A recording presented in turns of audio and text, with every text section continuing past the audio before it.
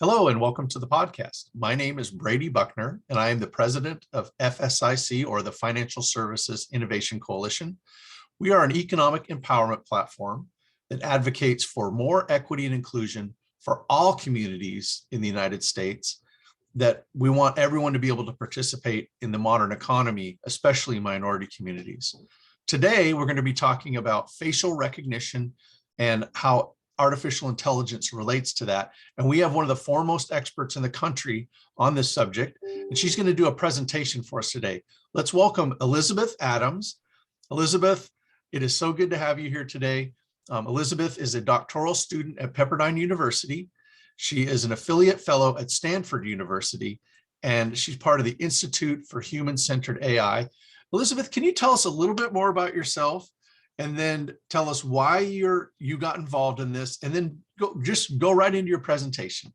Sure. Brady, thank you so much for the invitation to be here. As you mentioned, I am Elizabeth M. Adams. I live and work in Minneapolis, but I've been a technologist for over 25 years. I've led large-scale initiatives for many Fortune 500 companies, as well as for the government, Department of Defense, and defense intelligence agencies. But I got involved in AI ethics several years ago because I learned about how algorithmic bias was impacting communities of color and vulnerable populations. So I pivoted my work to start spending time understanding what those challenges might be and figuring out a way to support my community and support lawmakers as well. So that's it. I love this work, and I've since, and I'll go through the presentation, my focus as of late has been on leadership of responsible AI, so helping executives and non-technical and technical leaders really embrace operationalizing responsible AI and ensuring that there are a number of processes and procedures in place to support that. So I'll go ahead and get started. As I mentioned, thank you for the opportunity to be here. Excellent. So just go right into the presentation, and I'll have a few questions for you afterwards, but I may interrupt you if something comes up that I just can't help myself. I would love that. I would love it to be very, very interactive. So Excellent. Feel free. All right. So the Civic Tech initiative that I worked on as part of my fellowship with Stanford was called POST-ME, Public Oversight of Surveillance Technology and Military Equipment. And I'm a founding member of the coalition, which is a local measure within the ACLU's Community Control Over Police Surveillance Efforts, CCOPS. And we formed this coalition early in 2020 to begin working on advocating for oversight, accountability in the use of technology by the city of Minneapolis. And following the murder of George Floyd, our work became particularly motivated by the urging of City Council and the urging of law enforcement and how they were using AI-enabled technologies at their disposal. But our coalition does not come from a place of technophobia. Rather, it's really about embracing technology proactively so that communities can trust that when these tools are being used, they're being used responsibly and not used to overreach by law enforcement in certain communities. Excellent. But what I want to talk about first is what happens in the technology development lifecycle. I've already shared some of my background about leading teams. And when you get to work on something cool as a technologist, something futuristic, you have this sense of pride. And maybe some of you have already worked on that. So you understand that starting this starts with an approval process. Budgets are approved, teams are assigned, and there are many, many hands that touch the process before an approval takes place. And at this point, someone in the life cycle has said, we have what we have and we are ready to take our product to market. There is also the involving of additional stakeholders such as marketing, sales, and training and customer service. So when you get to this point in the life cycle, everyone has had a place and a part of the process to say, let's take our product to market.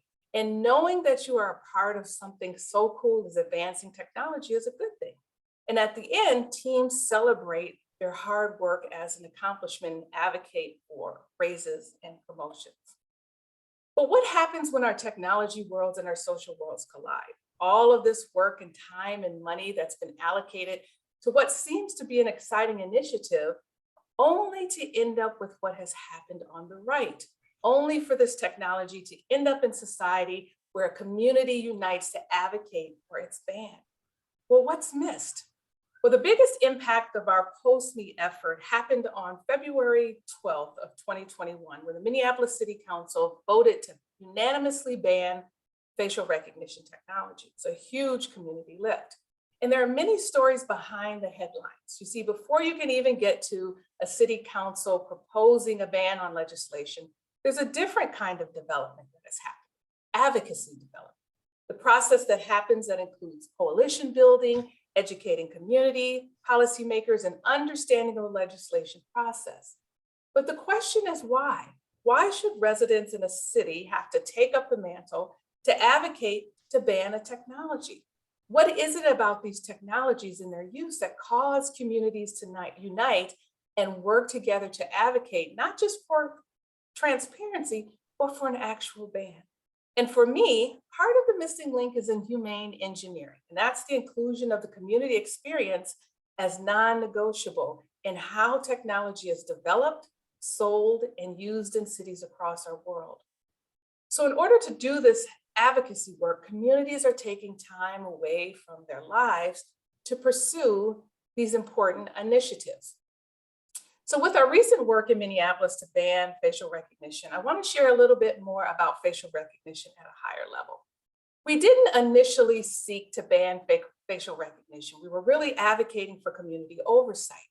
But after learning about the Minneapolis Police Department's use of facial recognition by Clearview AI, we decided in concert with policymakers and city staff to draft ordinances for a ban. Because Clearview AI has abused basic ethics in how it collects data. There's no transparency in its prediction thresholds or transparency in who it sells to. In fact, many major companies such as Google, YouTube, Facebook, and Twitter have sent cease and desist letters to Clearview AI.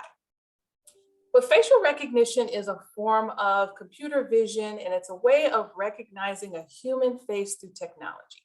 It takes images, it detects faces, and compares each face to a data set to identify a face and a feature. And a data set contains millions of images to help train systems to spot specific attributes like hair, a beard, skin color, etc. But bias in facial recognition happens when there's a lack of diversity in the training data, when the training data does not include an equal mix of ethnicities, genders, ages, and skin tones. And to take this step further, consider a facial recognition tool that captures you and identifies you as having a face print. This is a way to illustrate how your face print is created. Captures the details of your face, it creates your unique face print, and then it tries to match your face print in a database. So facial recognition could be a promising tool to screen large crowds without invasive searches, but in reality, there are many communities that have experienced a reinforcement of racial biases due to the lack of transparency, the lack of regulation, which have led to false arrests and harassment. So let's take this one step further. As part of our research for PostMe, we also looked into various computer vision models, models to see if we could show any errors in predictive labeling. And in this computer vision example, we use Google Vision AI as an application that derives insights from your image to detect emotion, understand text, and more. And in both pictures, a temperature is being taken with an infrared thermometer.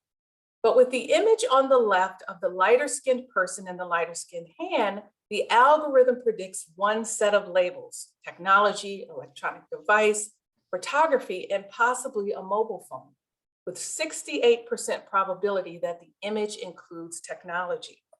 But with the image on the right of the darker skinned person and the darker skinned hand, the algorithm predicts and labels items in this photo as gun, photography, firearm, with an 88% probability that the image includes a gun. So remember, I said earlier, bias happens when there's a lack of diversity in the training data, when the data does not include an equal mix of genders, ethnicities, skin tones, and associations. These have been demonstrated to cause errors in predictive algorithms. Can I ask a question on that? Yeah, It's our, absolutely. we talked about this before, is that it's not just the people that are in the subject, it's the people that are the leaders of these companies, it's the designers of the technology, the people that are doing the training of the AI. If they're all a homogenous group, it's not going to be good for the people that are not in that group. That Not is correct. intentionally necessarily, but that's what happens. That is correct. And that is where you have to kind of think beyond your technology, and you have to think about the social impacts. And in thinking about the social impacts and adopting, operationalizing responsible AI, that is when you bring in different perspectives into the AI development lifecycle. So way at the beginning, when you're designing and concepting, making sure that you have diverse perspectives. They don't always have to be a part of your organization. Organizations can reach out to community organizations, they can reach out to academia, they can reach out to others to create like social impact roles that bring in people to help facilitate the process. Make sense? Yeah, I love it. I got more questions, but I'll save them till the end. Okay. Well, let's take this one step further. So in this example, we had one of our coalition members lighten the image of the hand to see if the prediction would change. And as you can see, it did indeed change. And so these technologies are being sold by companies and used by law enforcement around the world. What's unfortunate is that the burden of calling out algorithmic bias or algorithmic harms has been levied on communities that are already overtaxed. So when you see these things that I'm showing you, I want you to keep in the forefront of your mind that because of some sort of absence of AI ethics, the standards, the processes, and policies that govern tech development, everyday citizens are doing the work of calling this out. Now, all of this was missed during the technology life cycle, which we just talked about, Brady, the lack of a diverse or inclusive lens. So I want to just real quickly go through a couple other use cases that are kind of more closer to home for me. Okay. The first one is an example where I took 3 icons in the Black community, Maya Angelou, Cicely Tyson, and Shirley Chisholm, and I ran their pictures through an app that's supposed to show you what they look like as with their image as a portrait. And I also ran my photo as well. And the results have returned all of us back as white women, like basically a total erasure of our look and likeness. And again, let's think about this. All of this has happened during the product life cycle. It's made its way through the life cycle, and now it's out there to be sold. And in the next example, I was invited to participate in an immersive experience, immersive office experience where you go in and create your avatar and you go and do this work through an Oculus headset. And these are images of what my avatar looked like. I tried to do it 3 different times to find something that was a little bit more lifelike. I had an opportunity to meet with the company, and they admitted that they did not have the budget or the priority to create inclusive and diverse avatars, but they had hoped to with their next release. So from facial recognition to predictive labeling to avatars, you can see the various ways that inclusive technology should be non-negotiable, because these products not only have the potential to cause harm, such as in facial recognition technology or predictive analytics, but there's also exclusion in the ability to participate with colleagues through immersive experiences in your business environment. So I want to just quickly talk about preparing for responsible leadership of AI. Responsible leadership to me is a shared leadership function between technical and non-technical managers to adopt AI ethics and operationalize responsible AI. There's a couple things that you can do. You can use a playbook for guidance to get started. There's one that UC Berkeley has, an equity fluent leadership playbook, which I love. Talk about your data sets and how they could harbor bias. Talk about data associations. Talk about data annotations. Who are you buying your data from? Do they have an AI ethics standard on their website and in practice? Offer a course. Anyone can start a learning event. It's what I did a few years ago, almost 5 years ago now. I started a learning event, basically just talking about what I was learning. Then talk about training leaders to operationalize AI. What does that look like in your organization? How would it fit in your culture? And then obviously for me is engaging groups outside of your organization to talk about potential impacts and how they might be able to help facilitate a more inclusive experience for you and your organization. And I can certainly help with all of those, but with that, I just want to say thank you. Thank you for giving me this opportunity to chat about this experience that I've had in my research. Yeah, what a wonderful presentation. And I have a million questions, but I'll keep it to a couple. The one that just keeps coming up in my mind is we have some leaders in this country that were not born in the era of computers, and they don't have a great frame of reference. Like I've been working with computers since 4th grade. And is there any way that you feel that you can get through to people that think they know everything, because that's the way they have to believe they're an elected official or an agency official, but yet they really don't have the tool set to understand these things, but they insist on making the decisions? How do you deal with that from a policy level and from an education level? Yeah, that's a good question. And I'm not really sure that I have the answer, nor do I have like the energy, honestly, to kind of push in that direction. I was fortunate that here in Minneapolis policymakers have done amazing work by establishing racism as a public health emergency. Also in February of, I think it was 2020, they created data privacy laws. So the city has to tell you when they're collecting your data, why they're collecting it, who's using it, how long they're going to collect it. And then they also established a racial equity community advisory task force, of which I was a part of. So the city of Minneapolis has been doing work. What was new to them was technology considerations. And so helping to bridge that gap between how technology advancements could possibly mask, racism really took time, really took a lot of time. How it could mask discrimination and exclusion. It took a lot of time and it took effort. And that's what I mentioned before, like the community getting involved and academics getting involved. I think we just need to kind of think about community differently. We cannot any longer work in our silos. Can't just be government, can't just be industry, can't just be academia. And there are many people that are doing it, but as far as people who don't want to budge, I don't know how to help them. I'm apologize for asking you the impossible question, but it's just in my mind constantly as we work with these issues, and that's a whole subject for another time. Is there anything that you could say on a policy level? And we should have a whole podcast about the policy that should be coming from this, because it sounds like the Minneapolis, they're actually moving in the right direction. That the things that you and the community groups have done are actually helping these leaders, and they're making some good decisions. Is that correct? I would absolutely say yes. The biggest challenge is there are not enough technologists at the community level.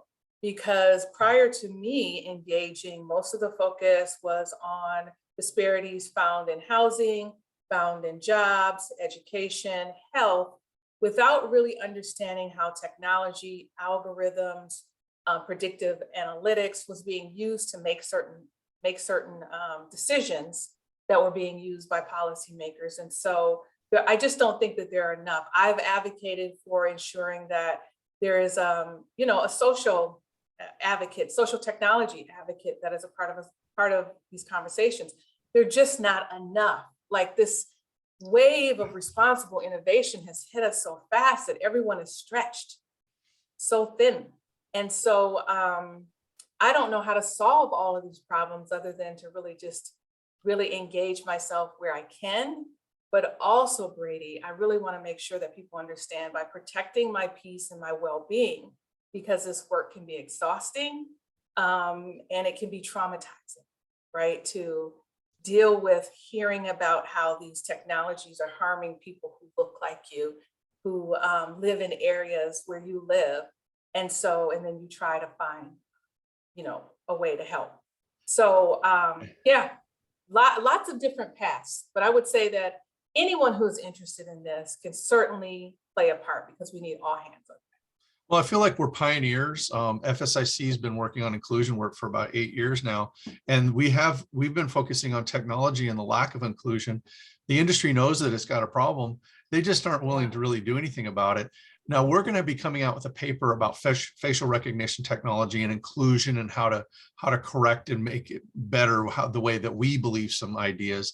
But all that remains to be seen, because you're right, it's moving so fast. It's like a big stream, and by the time you figure out where this rock is, you're already down the stream.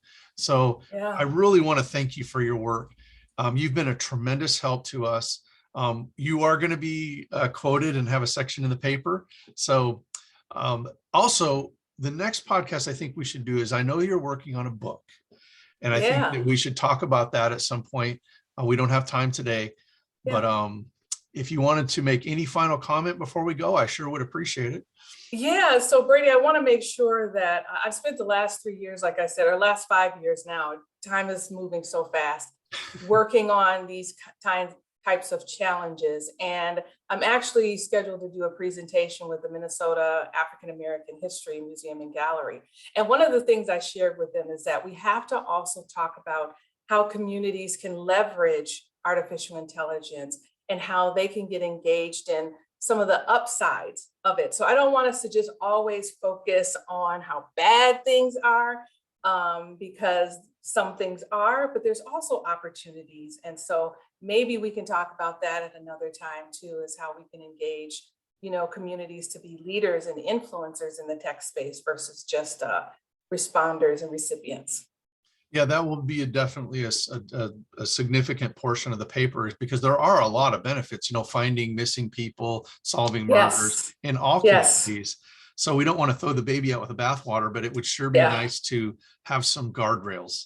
And so, well, Elizabeth, I think we're going to sign off now. I can't thank you enough, and I look forward to our next conversation. I'll try to have a little more small talk, so I don't just hit you with all of the facial recognition questions, because I just appreciate you and your knowledge so much. No, this has been great. Thank you. Okay, with that, we're going to sign off on this podcast. FSIC thanks you for listening, and we'll talk to you soon.